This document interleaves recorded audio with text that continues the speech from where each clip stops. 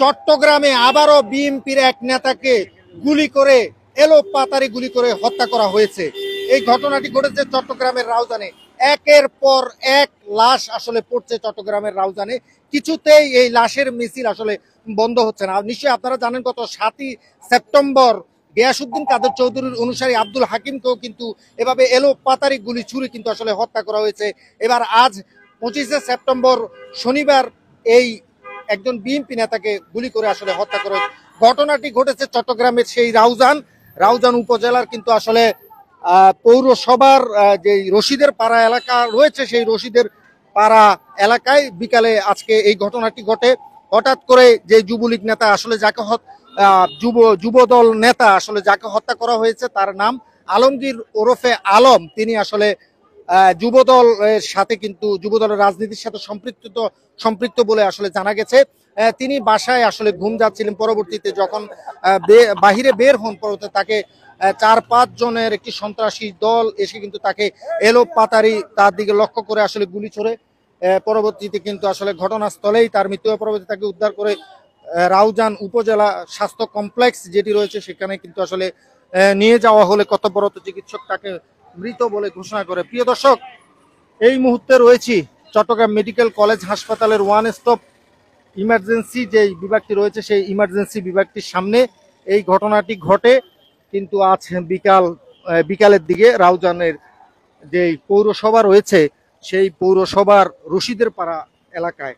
আর এর আগে কিন্তু যে রাউজানের যে যুবদল কর্মী আসলে যাকে আসলে হত্যা করা হয়েছে তার নাম আলমগীর ওরফে আলম। তিনি রাউজানের পৌরসভার যে 9 নম্বর ওয়ার্ডটি রয়েছে সেই 9 নম্বর ওয়ার্ডের বাসিন্দা। তার বিস্তারিত যদি আমি একটু আপনাদেরকে জানাতে চাই তাহলে এই ঘটনার পর থেকে কিন্তু আসলে আতঙ্কিত এলাকাবাসী। এই ঘটনাটি আমি যদি একটু সেই আলমগীর ওরফে আলমের ঠিকানাটা আপনাদেরকে যদি একটু জানাতে চাই তাহলে ঘর থেকে বের হওয়ার পর কয়েকজন দুর্বৃত্ত আলমগীরের পথ রোধ করে। পরবর্তীতে তাকে লক্ষ্য করে এলোপাতাড়ি আসলে গুলি ছোড়া হয়। আর এই গুলিতে কিন্তু আলমগীর ওরফে আলম যিনি আছেন তিনি নিহত হয়। ইতিমধ্যে কিন্তু নিহতের যে লাশ সেটি কিন্তু মরদেহটি চট্টগ্রাম মেডিকেল কলেজ হাসপাতালের মর্গে নিয়ে আসা হচ্ছে। এই মুহূর্তে নিশ্চয়ই দেখতে পাচ্ছেন স্বজনরা এসে কিন্তু আসলে ভিড় জমাচ্ছেন। যে ঘটনাটি যদি স্থানীয়দের সূত্র অর্থাৎ স্থানীয়রা কি বলছেন যদি একটু আপনাদেরকে জানাতে চাই। স্থানীয়রা কিন্তু আসলে বলছেন যে নিহত আলমগীর আওয়ামী শাসনামলের দীর্ঘ 12 বছর কারাভোগ করে। তবে যুব দলের তিনি একজন সক্রিয় কর্মী ছিলেন। এর আগে 10টি বছর তিনি আসলে কারাভোগ কিন্তু আসলে করেন। নিশ্চয়ই আমি আপনাদেরকে সেটি দেখানোর চেষ্টা করছি। চট্টগ্রাম মেডিকেল কলেজ হাসপাতালে যে ইমার্জেন্সি বিভাগটি রয়েছে এখনো কিন্তু লাশ মর্গে আনা হয়নি। কিছুক্ষণের মধ্যে লাশটি আসলে এখানে আনা হবে। আর ইতিমধ্যে স্বজনরা এসে কিন্তু ভিড় করছেন। তো স্থানীয় এলাকাবাসীদের এখন দাবি যে এই হত্যাকাণ্ডের সাথে জড়িত তার সর্বোচ্চ সাজা যেন ফাঁসি হয়। স্থানীয় এলাকাবাসীরা স্বজনরা কিন্তু এখানে এসে ভিড় করছেন। কিন্তু আমি একটু ঘটনা আবারও একটু আপনাদেরকে জানাতে চাই। ঘর থেকে বের হবার পর কয়েকজন দুর্বৃত্ত চট্টগ্রামের রাউজান পৌরসভা এলাকার রশিদের পাড়ায় হঠাৎ করে আলমগীর ওরফে আলম যিনি যুবদল কর্মী তাকে কিন্তু আসলে এলোপাতাড়ি তার দিকে লক্ষ্য করে গুলি ছোড়া হয়। পরে ঘটনাস্থলে তিনি মারা যান। তার বয়স 52 বছর। তার বাড়ি রাউজানের যে পৌরসভার 9 নম্বর ওয়ার্ডটি রয়েছে সেই 9 নম্বর ওয়ার্ড। জানা গেছে 2024 সালের 5ই আগস্টের পর রাউজানে রাজনৈতিক দ্বন্দ্ব, রাজনৈতিক দলীয় যে কোন্দল রয়েছে বিরোধ, এতে বহু মানুষ কিন্তু আসলে ইতিমধ্যে কিন্তু আমরা নিহতের যে ঘটনা সেটি কিন্তু আসলে শুনেছি। অর্থাৎ দলীয় কোন্দল পারিবারিক বিরোধের জেরে কিন্তু বহু মানুষ কিন্তু আসলে হত্যার শিকার হয়েছে। এর আগে এই ঘটনায় আসলে গুলিবিদ্ধ হয়েছেন কিনা জানি না। তবে চট্টগ্রাম মেডিকেল কলেজ হাসপাতালে যে পুলিশ ফাঁড়ি রয়েছে সেখান থেকে জানা গেছে বিকাল বেলা একটি আসলে আহত রোগী আনা হয়েছে, তিনি রাউজানেই একজন গুলিবিদ্ধ। তবে এই ঘটনায় গুলিবিদ্ধ কিনা সেটি আসলে নিশ্চিত হওয়া যায়নি। তবে এই ঘটনায় আলমগীর ওরফে আলম তিনি আসলে হত্যার শিকার হয়েছেন। তার বয়স 52 বছর।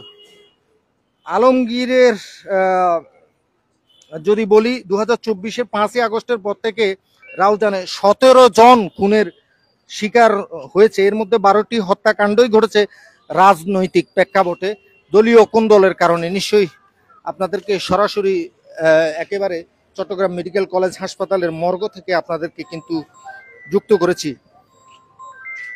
চট্টগ্রাম মেডিকেল কলেজ হাসপাতাল ইতিমধ্যে কিন্তু আসলে এই যে নিহত আলমগীর ওরফে আলম, যিনি যুবদল কর্মী, তার লাশ কিন্তু আনার প্রক্রিয়া চলছে রাউজান থেকে, যতটুকু আমরা জানতে পেরেছি। আর কিছুক্ষণের মধ্যেই হয়তো লাশটি আনা হবে এবং লাশের সাথে তার নিহত যে স্বজনরা আছে তারাও নিশ্চয়ই আসবেন এবং স্বজনদের সাথে আমরা কথা বলতে চাই।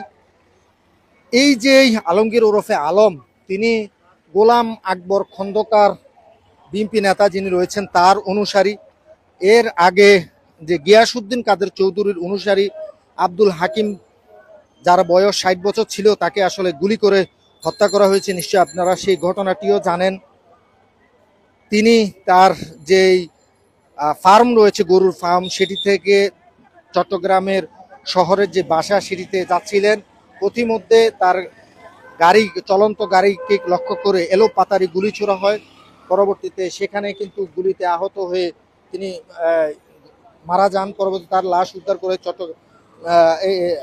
ইবনে সিনা হসপিটাল যেটি রয়েছে সেখানে নিয়ে যাওয়া হয়। কর্তব্যরত চিকিৎসকরা তাকে মৃত বলে ঘোষণা করে। দর্শক, নিহতের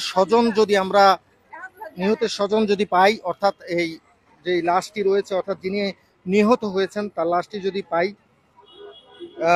লাশের সাথে যদি নিহতের স্বজনদেরকেও আমরা পাই, তাহলে আসলে ঘটনাটা কি ঘটেছে জানা যাবে। তবে যে বিএনপি, অর্থাৎ স্থানীয় বিএনপি নেতাকর্মী যারা রয়েছেন রাউজানে, তাদের সাথে কথা হয়েছে। তাদের অনেকেই আসলে দাবি করছেন যে তিনি যুব দলের একজন কর্মী ছিলেন, আবার অনেকেই বলছেন যে তিনি যুব দলের কোনো রাজনীতির সাথে সম্পৃক্ত না। প্রিয় দর্শক, একের পর এক আসলে হত্যার শিকার হচ্ছে চট্টগ্রামের রাউজান উপজেলা, বসবাসের অনুপযোগী হয়ে যাচ্ছে। দিনের পর দিন ভয়ঙ্কর হয়ে উঠছে চট্টগ্রামের রাউজান উপজেলা। নিশ্চয়ই আপনাদেরকে বলেছি, গত 5ই আগস্টের পর থেকে এক বছরে 12টি রাজনৈতিক দলীয় কোন্দলে আসলে হত্যার শিকার হয়েছে। অনুসন্ধানের সূত্র, আসলে তথ্য সূত্র যেটি বলছে।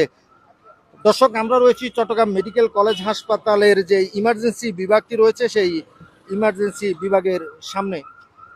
বিস্তারিত ঘটনাটি আপনাদেরকে আবার একটু জানাতে চাই।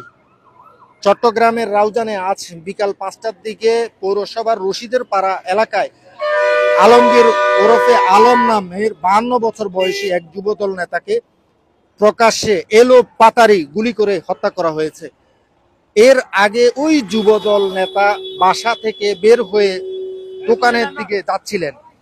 এমন সময় কিন্তু আসলে তাকে দুর্বৃত্তরা 5 থেকে 6 জনের একটি দলের সন্ত্রাসী দল তাকে লক্ষ্য করে কিন্তু আসলে এলো পাতারি গুলি ছোড়ে।